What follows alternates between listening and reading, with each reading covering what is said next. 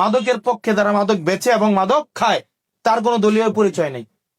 তাকে সে বিএনপি হলেও ছাড় নাই, জামাত হলেও ছাড় নাই, এনসিপি হলে আরো মায়ের দুইটা বেশি।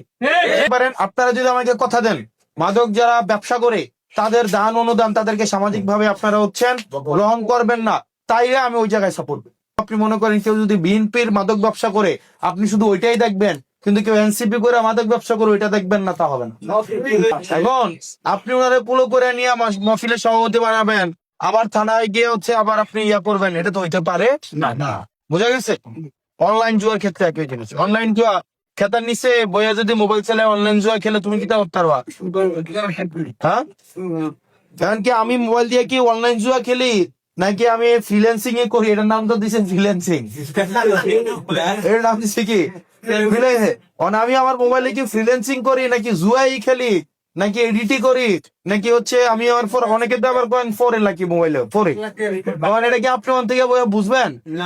আবার ইংরেজি তো কত কয় অ্যাটাক অ্যাটাক কোনো করে ইংরেজি শিখতেছে। আমাদের কেউ কেউ বিএনপি করতে পারে, কেউ জামাত করতে পারে, সমাজটা নষ্ট হলে কি সমাজ সবার এটা ক্ষতি না? ক্ষতি কিনা? ধরেন এই সমাজটা যদি নষ্ট হচ্ছে, এটা থেকে কেউ আমরা মুক্তি পাবো? কেউ এনসিপি করুক, জামাত করুক, বিএনপি করুক, এগুলা কেউ কিন্তু দিন শেষে এই সামাজিক যখন মাছের মাথা পচা শুরু হয়, দিন শেষে লেস পর্যন্ত আসে, পচবে। কিন্তু সেই জন্য কে বিএনপি করবে, কেউ জামাত করবে, কে এনসিপি করবে, এইভাবে না, আপনার সমাজটাকে ঐক্যবদ্ধ ভাবে গড়ে তুলতে হবে। নাকি বোঝা যায় নাই? নাকি বোঝা যায় নাই? মাদক সমস্যা কি শুধু কি আমাদের সমস্যা নাকি জামাতের সমস্যা নাকি বিএনপির সমস্যা? এটা আমাদের সবার সমস্যা কিনা? সমাজে একত্রিত হইয়া কাজ করতে হবে। এখন আপনি শুধুমাত্র আমার নিজ দলে শুধুমাত্র আপনি মনে করেন কেউ যদি বিএনপির মাদক ব্যবসা করে আপনি শুধু ওইটাই দেখবেন, কিন্তু কেউ এনসিপি করে মাদক ব্যবসা করে ওইটা দেখবেন না, তা হবে না। এটা কি হবে? আপনি শুধু দোষ খুঁজেন বিএনপির, দোষ খুঁজেন জামাত, আর নিজের দল মাদক ব্যবসায়ী নিয়ে ঘুরেন, তাহলে কি কোনো লাভ আছে? এই কারণে মাথায় রাখতে হবে পক্ষ দুইটা। এক পক্ষ যারা মাদক বিরোধী, এই মাদক বিরোধীর মধ্যে থাকবে বিএনপি, থাকবে জামাত, থাকবে এনসিপি, অন্যান্য রাজনৈতিক দল। এটা হচ্ছে কি মাদক বিরোধী। আর মাদকের পক্ষে যারা মাদক বেচে এবং মাদক খায় তার কোনো দলীয় পরিচয় নেই। তাকে সে বিএনপি হলেও ছাড় নাই, জামাত হলেও ছাড় নাই, এনসিপি হলে আরো মায়ের দুইটা বেশি। ঠিক কিনা?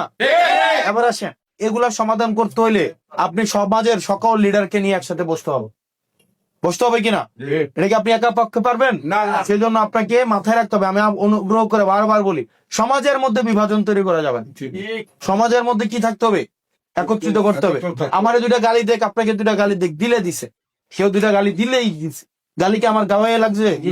গালি যার গালি তার কাছেই থাকবে। কিন্তু আমরা সমাজ গঠনের ক্ষেত্রে আমাদের সবার সাহায্য নিয়ে আমরা সমাজটা গঠন করবো। আমরা পারবো না?